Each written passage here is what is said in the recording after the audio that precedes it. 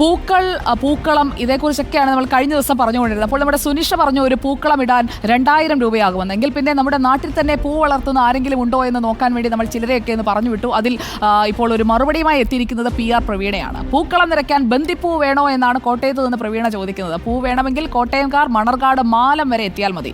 യുവ കർഷക പുരസ്കാരം നേടിയ ആകാശിന്റെ പറമ്പിൽ ബന്ദിപ്പൂക്കൾ തയ്യാർ.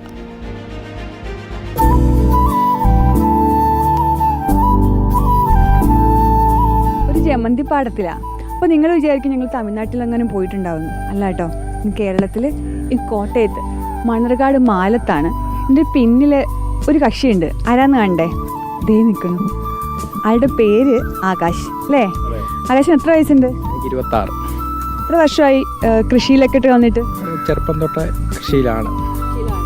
പൂക്കൃഷി പക്ഷേ ഇത് ആദ്യത്തെ തവണയാണ്.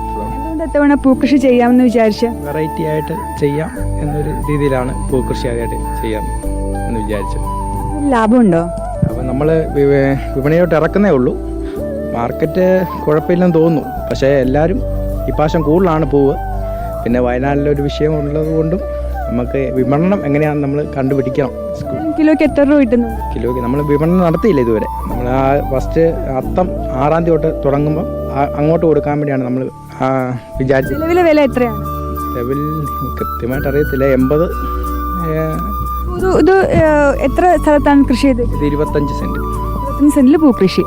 എന്തുകൊണ്ട് എത്തവണ പൂക്കൃഷിയിലേക്ക് തിരിഞ്ഞത്? ഒരു വെറൈറ്റി എന്നതിനപ്പുറം ലാഭം കൂടി കണ്ടിരുന്നു. നമുക്ക് കൃഷി എന്ന് പറഞ്ഞാൽ മനസ്സിനൊരു സന്തോഷം കിട്ടുന്ന ഒരു കേസാണല്ലോ. അപ്പം പുഷ്പമാകുമ്പോൾ നമുക്ക് ശാല കൂടെ സന്തോഷം കിട്ടും എന്ന രീതിയാണ് നമ്മൾ ഈ പ്രാവശ്യം കൃഷിയിലേക്ക് തിരിഞ്ഞത്. യുവ കർഷകന്റെ അവാർഡ് കിട്ടിയിട്ടുണ്ടല്ലേ പഞ്ചായത്തിന്റെ? ഗ്രാമപഞ്ചായത്തിന്റെ യുവ കർഷകനുള്ള അവാർഡ് നമുക്ക് കിട്ടി. 26 വയസ്സിൽ യുവ കർഷകന്റെ അവാർഡൊക്കെ മേടിച്ച് പക്ഷെ ജോലിയും ചെയ്യുന്നുണ്ട്. MRF വർക്കറാണ്. ഈ കൃഷിയിലേക്ക് വരാൻ അച്ഛനും അമ്മയൊക്കെ സഹായിച്ചിട്ടുണ്ടോ? എങ്ങനെയാണ്?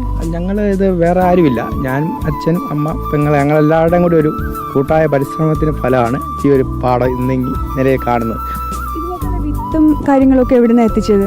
വിത്ത് നമ്മൾ തൈയായിട്ട് വരുത്തുമായിരുന്നു. നമ്മൾ 28 ദിവസം പ്രായമായ തൈ വരുത്തി നമ്മൾ നടുവായിരുന്നു ചെയ്തത്. മഴ, കനത്ത മഴയൊക്കെ ഉണ്ടായിരുന്നു. അതിനെയൊക്കെ അതിജീവിച്ച് എന്തായാലും ഇങ്ങനെ വിടർന്ന് നിൽക്കണ കാണുമ്പോൾ മഞ്ഞുണ്ടല്ലേ? ഇങ്ങനെ വിടർന്ന് നിൽക്കണ കാണുമ്പോൾ ഒരു സന്തോഷം. അതെ. ഒരു പുറത്തുനിന്ന് എത്തിച്ച തൈകളാണ്. ആ തൈകൾ 25 ദിവസം പ്രായമായത് എത്തിച്ച് കൃഷി ചെയ്തു. കേരളത്തിലെ ഓണം അത് നമ്മുടെ നാട്ടിലും കൂടി പൂവിട്ട് ആഘോഷിക്കട്ടെ എന്നുള്ള തരത്തിലാണ്. എന്തായാലും വയനാട് ദുരന്തത്തിൻ്റെയൊക്കെ പശ്ചാത്തലത്തിൽ എത്രത്തോളം ഓണാഘോഷം ഉണ്ട് എന്നുള്ള ഒരു ആശങ്ക ഉണ്ടാകും ഉള്ളിൽ. പക്ഷെ എന്നാലും ആദ്യമായി ചെയ്തൊരു സംരംഭം അതിങ്ങനെ പൂത്ത് വിടർന്ന് ഇങ്ങനെ നിൽക്കുന്ന കാണുമ്പോൾ അവർക്കും ആകെ സന്തോഷമാണ്. എന്തായാലും ഈ യുവ കർഷകൻ്റെ സംരംഭങ്ങളെല്ലാം വിജയകരമായി മുന്നോട്ട് പോകട്ടെ എന്ന് ആശംസിക്കുന്നു.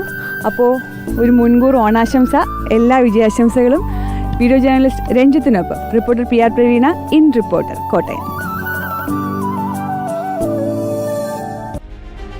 അങ്ങനെ ബന്ദിപ്പൂ കണ്ടു. ഇന്ന് വിവാദങ്ങളിലേക്കൊക്കെ പോകുന്നതിന് വരെ കുറച്ച് പോസിറ്റീവ് വൈബ്സ് ആകട്ടെ എന്ന് നമ്മൾ തീരുമാനിച്ചാണ്.